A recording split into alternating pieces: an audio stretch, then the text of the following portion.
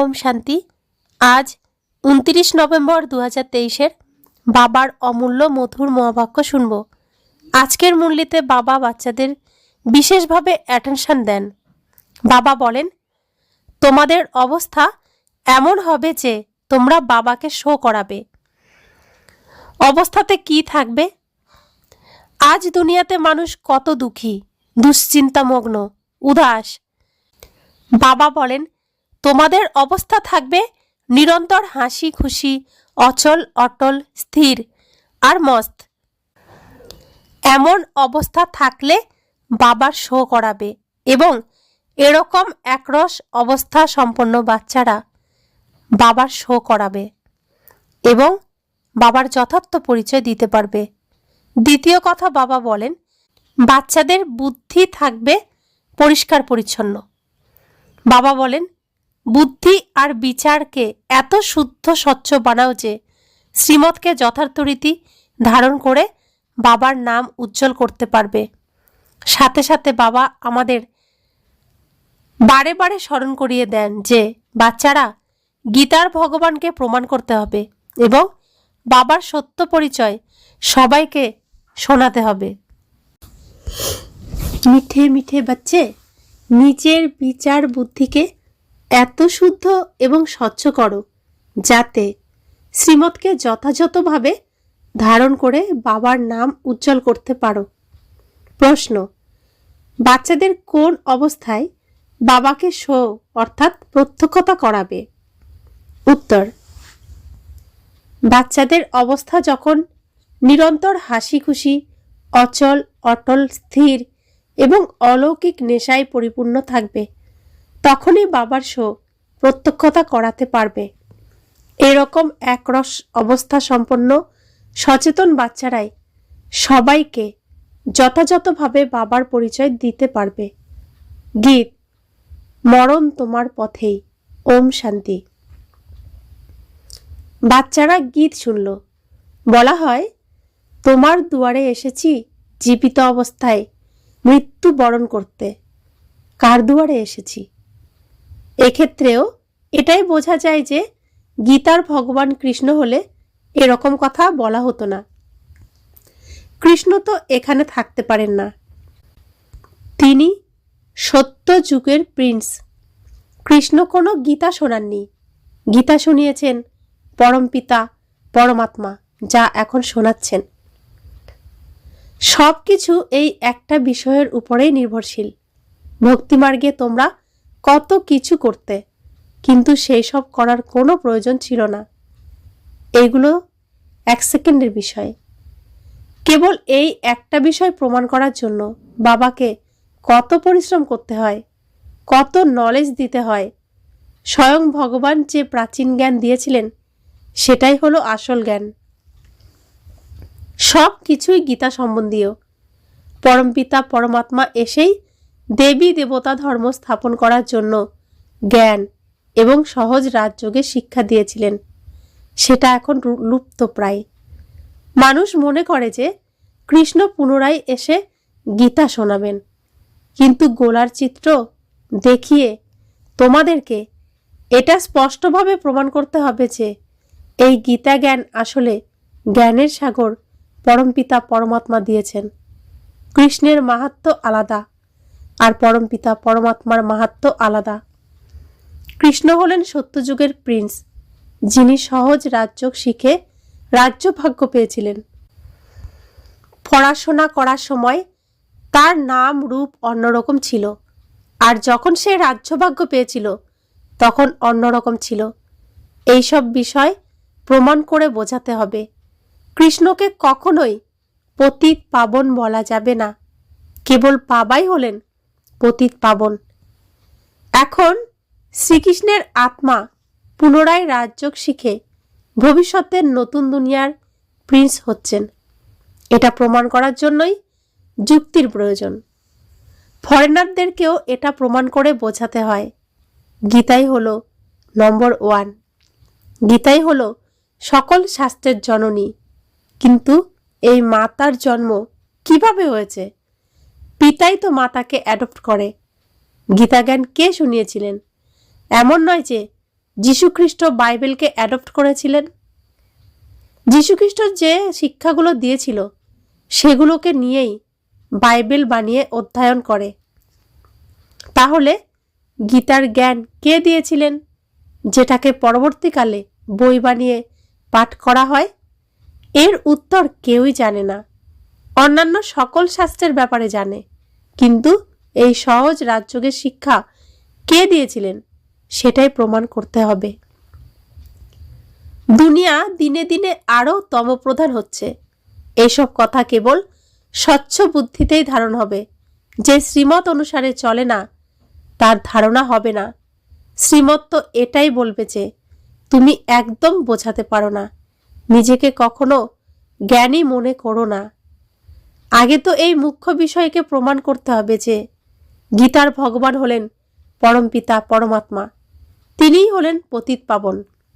দুনিয়ার মানুষ তাকে সর্বব্যাপী ব্রহ্মতত্ত্ব অথবা সাগরের মতো বলে দেয়। যা মুখে আসে তাই বলে দেয়, সবই অর্থহীন। সমস্ত ভুল গীতা থেকেই উৎপন্ন হয়েছে, কারণ কৃষ্ণকে গীতার ভগবান বলে দিয়েছে। তাই বোঝানোর জন্য প্রয়োজনে গীতার সাহায্য নিতে হবে। বেনারসের গুপ্তাজিকেও বলা হতো যে বেনারসেও এটা প্রমাণ করে বোঝাও যে কৃষ্ণ গীতার ভগবান নয়। বিভিন্ন ধরনের সম্মেলন হয়, তাতে বিভিন্ন ধর্মের মানুষ উপস্থিত হয়ে শান্তি স্থাপনের উপায় খোঁজে, কিন্তু শান্তি স্থাপন করা তো ওইসব পতিত মানুষদের হাতে নেই। পতিত পাবনকেই আহ্বান করা হয়। তাই ওইসব পতিতরা কিভাবে শান্তি স্থাপন করতে পারবে? হয়তো সকলেই আহ্বান করে, কিন্তু পতিত থেকে পবিত্র বানাতে সক্ষম সেই বাবাকে কেউই জানে না। ভারত আগে পবিত্র ছিল, এখন পতিত হয়ে গেছে।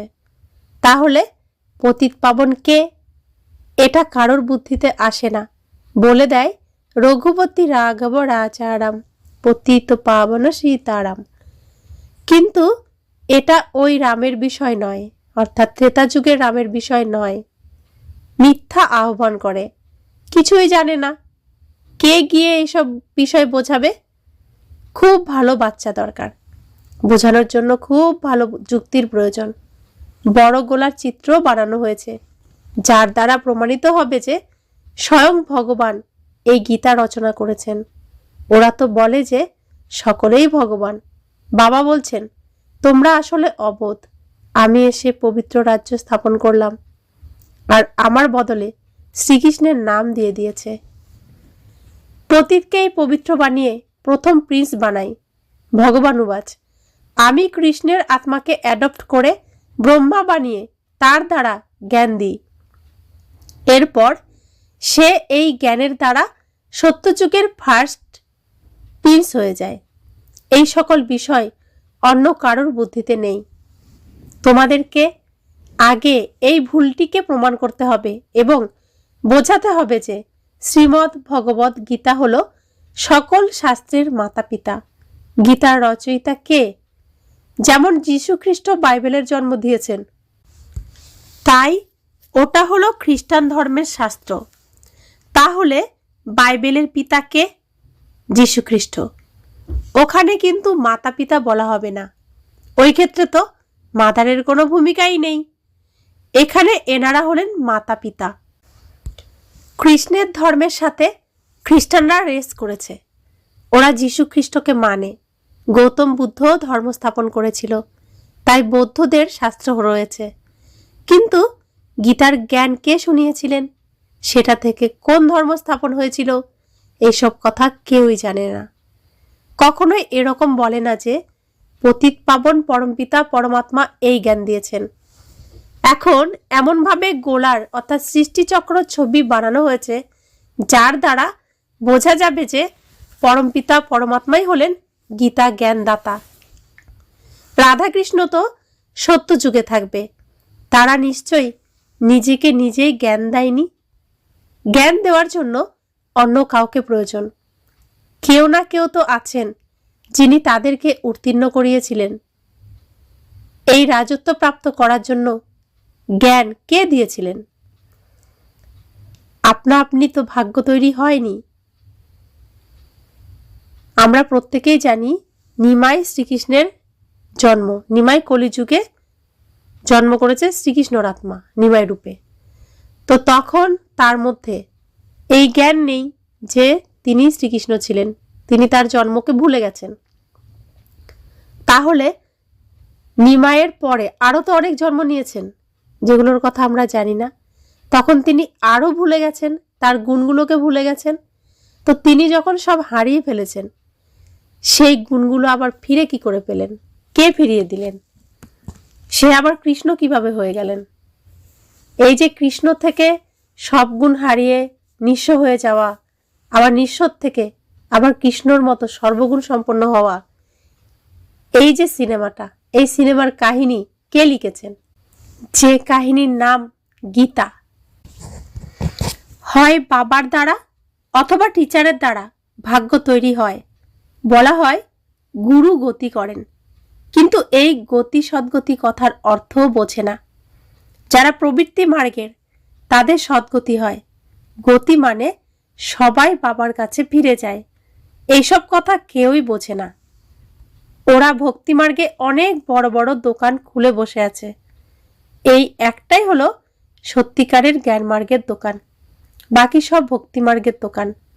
বাবা বলেন এই সমস্ত বেদ শাস্ত্র ইত্যাদি সব ভক্তিমার্গের সামগ্রী। এরকম জপ তপ করলে কিংবা বেদ শাস্ত্র অধ্যয়ন করলে আমি প্রাপ্ত হই না। আমি তো বাচ্চাদেরকে জ্ঞান প্রদান করে পবিত্র বানাই।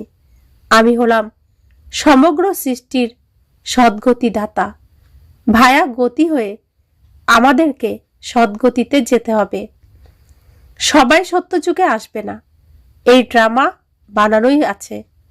আগের কল্পে তোমাদেরকে যা যা শিখিয়েছিলাম সেসব ছবি বানানো হয়েছিল, সেইগুলো আবার রিপিট হচ্ছে। মানুষ বলে তিনটে ধর্মের পায়ায় এই সৃষ্টি দাঁড়িয়ে আছে। দেবী দেবতা ধর্মরূপী একটা পায়া ভেঙে গেছে, তাই এই সৃষ্টির টালমাটাল অবস্থা।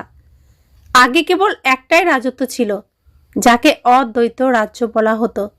পরে ওই একটা পায়া লুপ্ত হয়ে তিনটে পায়া হয়েছে, কিন্তু এদের মধ্যে একটুও শক্তি নেই।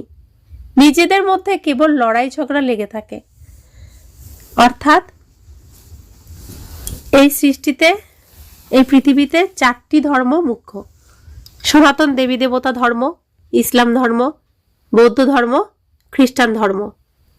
তো এই চারটি ধর্ম হচ্ছে এই পৃথিবীর, এই সৃষ্টির পায়া। এই ধর্মের উপরেই সমস্ত কিছু টিকে রয়েছে।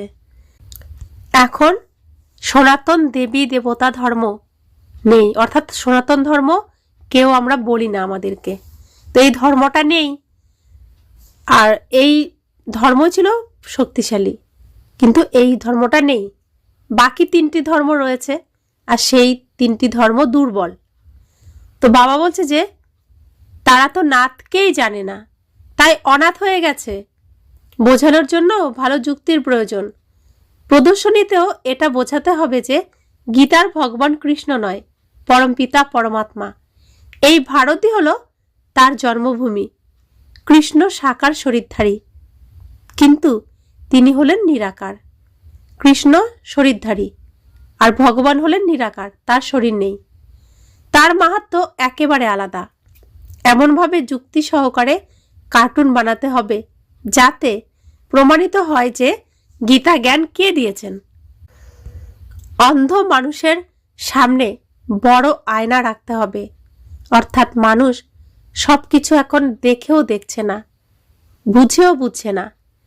চোখকে অজ্ঞান অন্ধকারে রেখে দিয়েছে, অন্ধ হয়ে রয়েছে। নিজের চোখ দিয়ে কিছু দেখছে না, মায়ার চোখ দিয়ে সব দেখছে। বাবা বলছেন খুব বেশি গভীরে যাওয়ার দরকার নেই।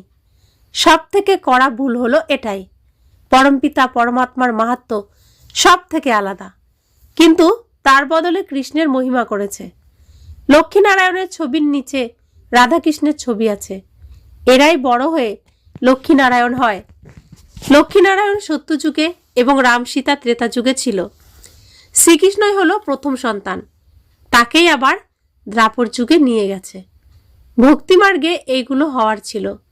বিদেশি মানুষেরা এই বিষয়ে অতটা জানে না। ড্রামা অনুসারে কারোর কাছেই এই জ্ঞান নেই। বলা হয় জ্ঞান হলো দিন আর ভক্তি হলো রাত, ব্রহ্মার দিন আর ব্রহ্মার রাত্রি। সত্যযুগ কে স্থাপন করেন? ব্রহ্মাই বা এলেন কোথা থেকে? সূক্ষ্মপতনে ব্রহ্মা কিভাবে এলেন? পরমপিতা পরমাত্মাই এই সূক্ষ্ম সৃষ্টি রচনা করেন। ওখানে ব্রহ্মাকে দেখানো হয়, কিন্তু ওখানে তো ব্রহ্মা প্রজাপিতা নন। তাহলে প্রজাপিতা ব্রহ্মা নিশ্চয় অন্য কেউ। তিনি কোথা থেকে এলেন সেটা কেউই বুঝতে পারে না। কৃষ্ণের অন্তিম জন্মে পরমাত্মা ওনাকে নিজের রথ বানিয়েছেন। এই জ্ঞান কারোর বুদ্ধিতে নেই। এ হলো এক মহান ক্লাস। টিচার তো অবশ্যই বুঝতে পারবে যে কোন স্টুডেন্ট কেমন। তাহলে কি বাবা বুঝতে পারবেন না? এটা হলো অসীম জগতের বাবার ক্লাস। এখানকার ব্যাপার একেবারে আলাদা। শাস্ত্রতে তো প্রলয় ইত্যাদি দেখিয়েছে এবং অনেক সংশয়পূর্ণ কথাবার্তা লিখে দিয়েছে। ওদের অনেক অহংকার রয়েছে। কেমনভাবে বসে রামায়ণ, মহাভারত ইত্যাদি শোনায়। কৃষ্ণ তো গীতা শোনাননি। সে গীতাজ্ঞান শুনে রাজত্ব পেয়েছিল। প্রমাণ করে বোঝাতে হবে যে ইনি হলেন গীতার ভগবান। এইগুলো হলো এনার গুণ আর এগুলো হলো কৃষ্ণের গুণ। এইসব ভুলগুলোর জন্যই ভারত আজ করিতুল্য হয়ে গেছে। তোমরা মাতারা দুনিয়ার মানুষকে বোঝাতে পারো যে তোমরা এতদিন বলতে যে মাতারা হলো নরকের দ্বার, কিন্তু পরমাত্মা জ্ঞানের কলস মাতাদের ওপরেই রেখেছেন, তাই মাতারাই হলো স্বর্গের দ্বার। তোমরা এতদিন কেবল নিন্দাই করেছ, কিন্তু যে বলবে তাকে খুব হুঁশিয়ার হতে হবে। সমস্ত পয়েন্ট নোট করে বোঝাতে হবে। ভক্তিমার্গ আসলে গৃহীদের জন্য। এটা হলো প্রবৃত্তি মার্গের সহজ রাজযোগ। আমরা প্রমাণ করে বোঝানোর জন্য এসেছি। বাচ্চাদেরকে অর্থাৎ প্রত্যক্ষতা করতে হবে। সর্বদা হাসি খুশি, অচঞ্চল, স্থির এবং অলৌকিক আনন্দে থাকতে হবে। ভবিষ্যতে অবশ্যই মাহাত্ম্য প্রকাশ পাবে। তোমরা সবাই ব্রহ্মা কুমার এবং কুমারী। তাদেরকেই কুমারী বলা যাবে যারা বাবার কাছ থেকে 21 জন্মের জন্য উত্তরাধিকার প্রাপ্ত করায়। কুমারীদের মাহাত্ম্য অনেক বেশি। মামা হলেন মুখ্য কুমারী। চাঁদের কাছাকাছি তো বড় নক্ষত্রও প্রয়োজন। ইনি হলেন জ্ঞান সূর্য আর ইনি হলেন গুপ্ত মাম্মা। এই মাম্মা হলেন আলাদা। জ্ঞান সূর্য শিব, যিনি হলেন বাবা, চাঁদ ব্রহ্মা, যিনি হলেন মা। তোমরা বাচ্চারাই এই রহস্যটা বুঝে তারপর অন্যদের বোঝাতে পারবে। ওই মাম্মার নাম আলাদা। তিনি শুকতারা চাঁদের কাছে থাকেন। তারই মন্দির রয়েছে। এই গুপ্ত বৃদ্ধা মা অর্থাৎ ব্রহ্মা মায়ের কোনো মন্দির নেই। এই মাতা পিতা কম্বাইন্ড থাকেন। এই দুনিয়ার মানুষ জানে না। কৃষ্ণ তো এখানে থাকতে পারে না। সে তো সত্যযুগের প্রিন্স। কৃষ্ণের মধ্যে ভগবান আসতে পারে না। খুব সহজেই বোঝানো যায়। গীতার ভগবানের মাহাত্ম্য সম্পূর্ণ আলাদা। তিনি হলেন পতিত পাবন, সমগ্র দুনিয়ার গাইড এবং মুক্তিদাতা। ছবি দেখেই মানুষ বুঝতে পারবে যে পরমাত্মার মাহাত্ম্য অবশ্যই আলাদা। সকলেই এক। এটা তো কখনোই সম্ভব নয়। अच्छा, मीठे मीठे सिखिलाते बच्चों प्रति माता पिता बाप दादा का याद प्यार और गुड मॉर्निंग। रूहानी बाप की रूहानी बच्चों को नमस्ते। हम रूहानी बच्चों की रूहानी माता पिता बाप दादा को याद प्यार गुड मॉर्निंग और नमस्ते नमस्ते नमस्ते। शुक्रिया बाबा, शुक्रिया बाबा, शुक्रिया। धारणार जन्य मुख्य सार एक, নিজের অচল অটল এবং অলৌকিক আনন্দে পরিপূর্ণ অবস্থা বানাতে হবে। সর্বদা হাসি খুশি মুখে থাকতে হবে। 2, জ্ঞানের শুদ্ধ নেশাতে থেকে বাবার প্রত্যক্ষতা করাতে হবে। গীতার ভগবানকে প্রমাণিত করে বাবার সত্যিকারের পরিচয় দিতে হবে। বরদান, স্মৃতি স্বরূপ হয়ে বিস্মৃতদের স্মৃতি ফিরিয়ে দিয়ে প্রকৃত সেবাধারী ভব। নিজের স্মৃতিস্বরূপ ফিচার্সের দ্বারা অন্যদেরও স্মৃতিস্বরূপ বানানো, এটাই হলো প্রকৃত সেবা। তোমাদের ফিচার্স অন্যদের স্মৃতি যেন ফিরিয়ে দেয় যে আমি হলাম আত্মা। ললাটে যেন দেখতে পাই ঝলমলে আত্মা বা মণিকে। যেমন সাপের মণি দেখে সাপের প্রতি কারোর মনোযোগ যায় না, তেমনি অবিনাশী ঝলমলে উজ্জ্বল মণিকে দেখে দেহবোধ যেন ভুলে যায়। অ্যাটেনশন যেন সততই আত্মার প্রতি যায়। বিস্মৃতিদের যেন স্মৃতি ফিরে আসে। তখনই বলা হবে প্রকৃত সেবাধারী। স্লোগান, অবগুণ ধারণকারী বুদ্ধির নাশ করে শতপ্রধান দিব্য বুদ্ধি ধারণ করো। ওম শান্তি।